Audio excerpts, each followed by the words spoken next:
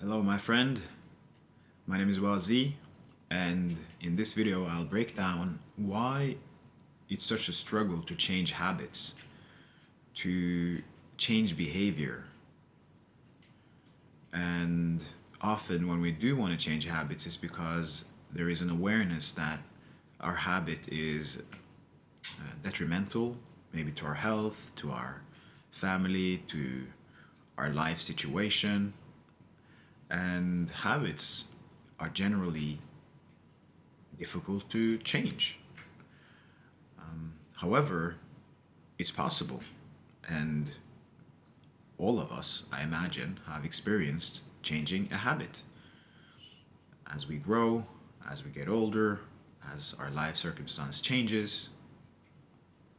And first, what are habits? Let's just say that clearly.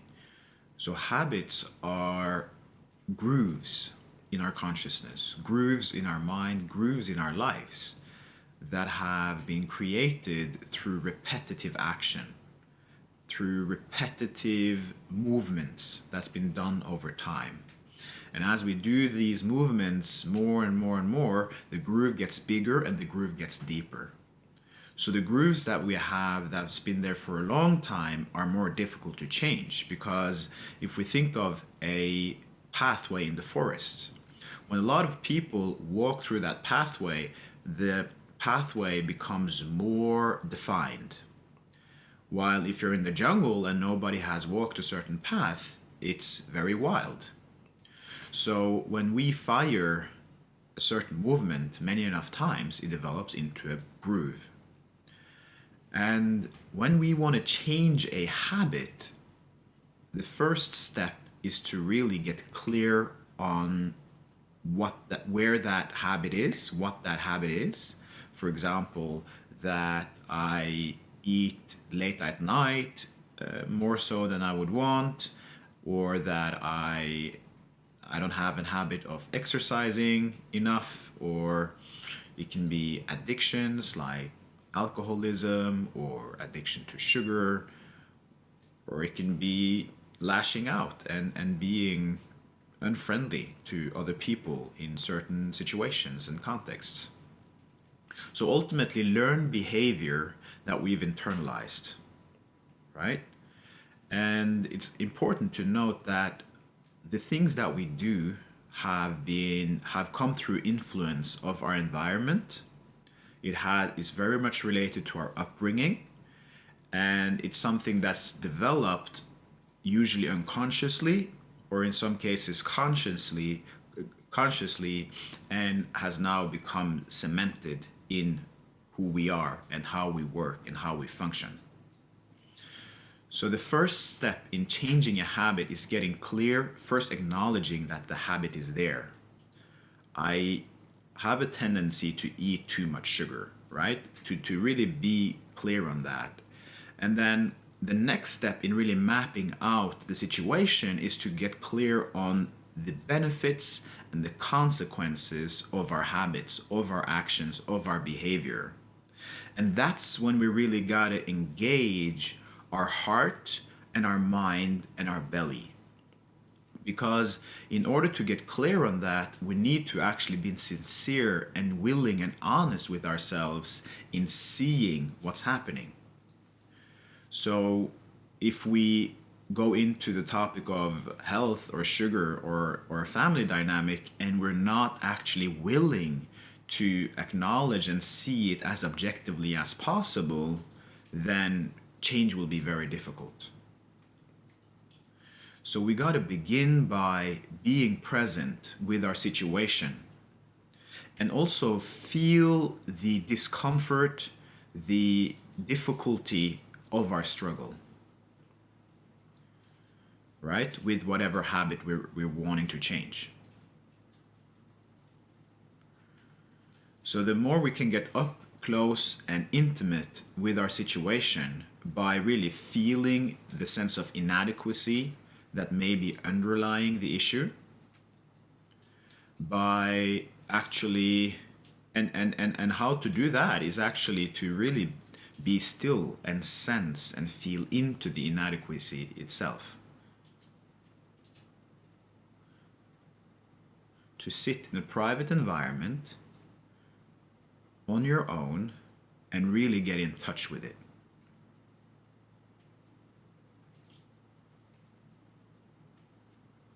Breathing into it. This can be done alone or with a coach, with a mentor, with a teacher, with a therapist, right? That's one of the functions of having a one-to-one session or something like that, is that they provide you a certain holding container or holding space and a support for your own exploration.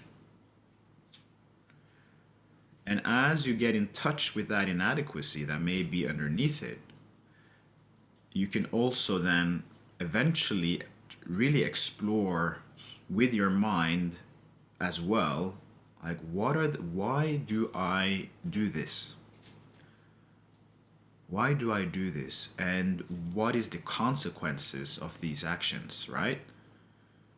And we won't necessarily get full information on that, but we will get some working hypotheses, and we will generally have an intuition about both why do we do it and what are the consequences of doing it. If it's already a habit we want to change, then we're probably aware of some of the consequences that are already there. There is already pain within it. Otherwise, why would you want to change it? Right? So get in touch with that pain, but we want to get very clear on the actual consequences. So for example, if we struggle with sleep in night and we realize that we start to analyze that, we start to dig into that, and we learn that eating late, eating prior to bed is not good for sleep. So what are the consequences of then eating late at night? The consequences would be I have a bad night's sleep. That will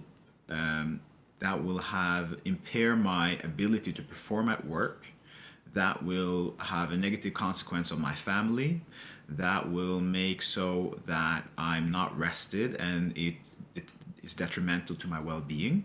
Right? That would be some consequences. What are the benefits? It's pleasant. Maybe, right? There's a pleasure in eating late. I feel full.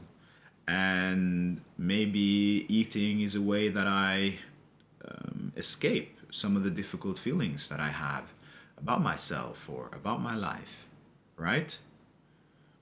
So we also want to get clear on the benefits, and the benefits is that maybe it's pleasurable, right?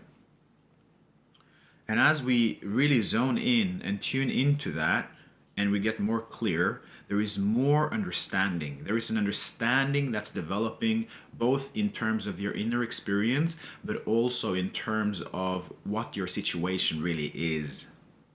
And that's really the key word here. We need to develop understanding for transformation to happen. Changing a habit on the surface will not stick if we haven't transformed as human beings.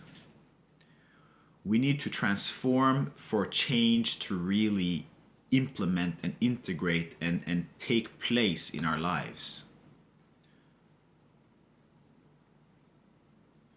Right? So that is a wonderful process. And as we build momentum in that learning process, in actually developing understanding of our life, of ourselves, there is more of our potential unlocked and new developments happen. And we naturally move towards greater degrees of health, not only in physical aspects, our mental health, our soul health, health in general, because health is natural to our being, to what we are. The last point that I want to make is how oftentimes we can have a strong desire to change a habit, but have a weak will to do it.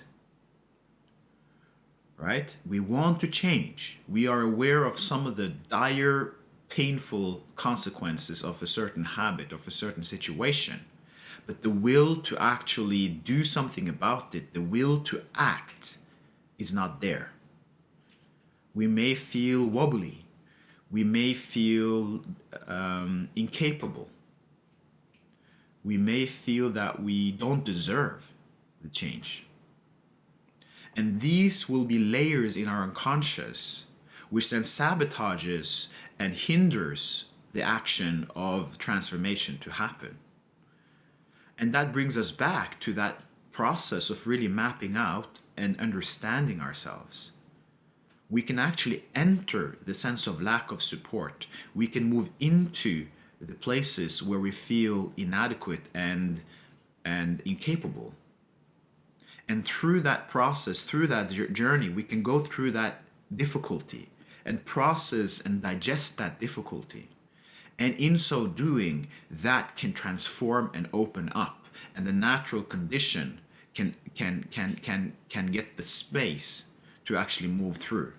So that when we learn something new that we know is good for us, or that there is a very high likelihood is good for us, we will automatically, naturally be able to, for example, sacrifice a habit in order to implement that change and see if things improve.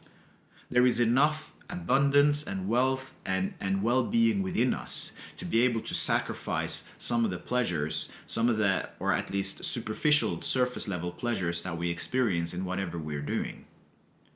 And also there is a willingness to grapple with the difficulty, with the pain that's there.